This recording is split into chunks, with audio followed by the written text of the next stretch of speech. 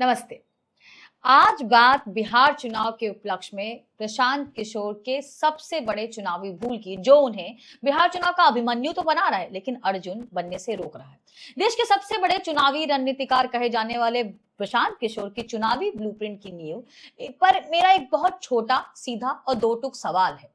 बिहार की राजनीति, उसके वोटिंग बिहेवियर और सबसे महत्वपूर्ण उसके डेटा समर्थक चुनावी अर्थमेटिक को अगर देखेंगे तो जन सुराज की रणनीति, राजनीति में महिला केंद्रित नैरेटिव, मैनिफेस्टो और प्रमुख महिला चेहरों की कमी साफ दिखती है।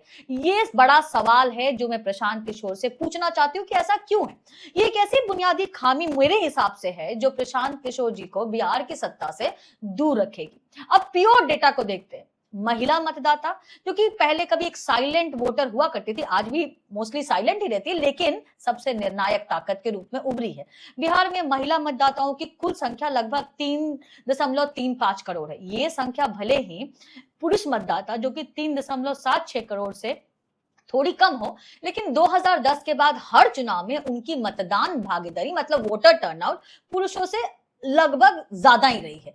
और इस बार तो 8% ज्यादा करने की बात हो रही है। ये कोई छोटा मोटा वोट बैंक नहीं है, ये गौन वोट बैंक नहीं है, बल्कि ये कोर ब्लॉक है जिसे नीतीश कुमार ने साइकिल योजना, जीविका, शराबबंदी और अब इस बार 10,000 स्कीम के जरिए महिला केंद्रित फैसलों के दम पे अपना सबसे मजबूत गढ़ बनाया, किंग मेकर गढ़ बनाया। अब बात करते हैं चुनावी गणित की और कहां फंसते जा रहे हैं प्रशांत किशोर।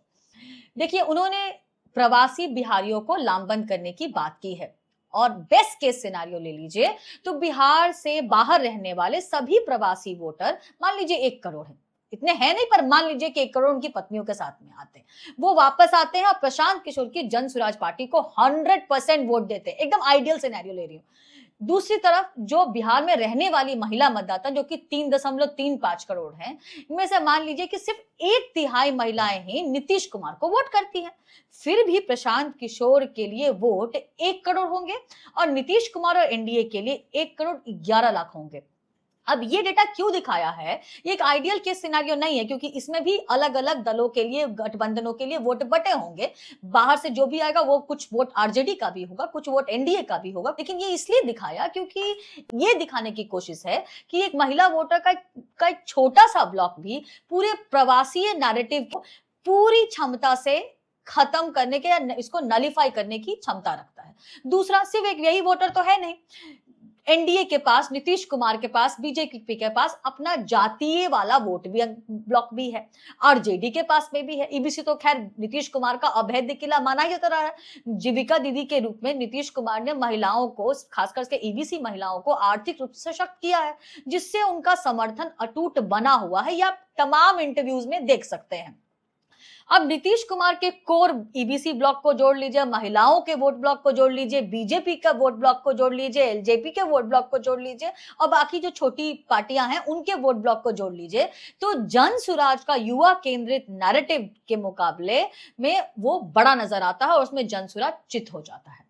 मेरा सीधा सवाल यह है कि आप इतने बड़े पॉलिटिकल स्ट्रैटेजिस्ट रहे, बहुत सारी पार्टियों को जिताया आपने, तो आपकी रैलियों में, आपके नैरेटिव में, आपके घोषणा पत्र में महिला केंद्रित मुद्दों को उस प्रमुखता से क्यों नहीं उठाया गया जिस तरह से नीतीश कुमार ने सत्ता में बने रखने के लिए उनको उठाया। 3.35 करोड़ का सबसे निर्णायक और विश्वसनीय ब्लॉक की उपेक्षा करना एक राजनीतिक विश्लेषक के तौर पे मैं इसे आपकी एक चुनावी ब्लंडर मानती हूँ। महिला मतदाताओं को इग्नोर करना मैं इस चुनाव में प्रशांत किशोर और उनकी पार्टी का सबसे बड़ा मिसिंग पॉइंट मानती हूँ।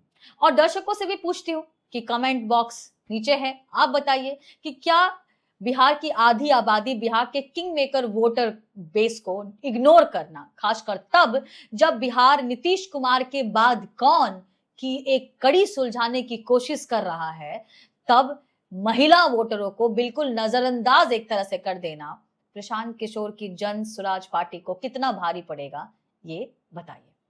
आज के लिए इतना ही। नमस्कार।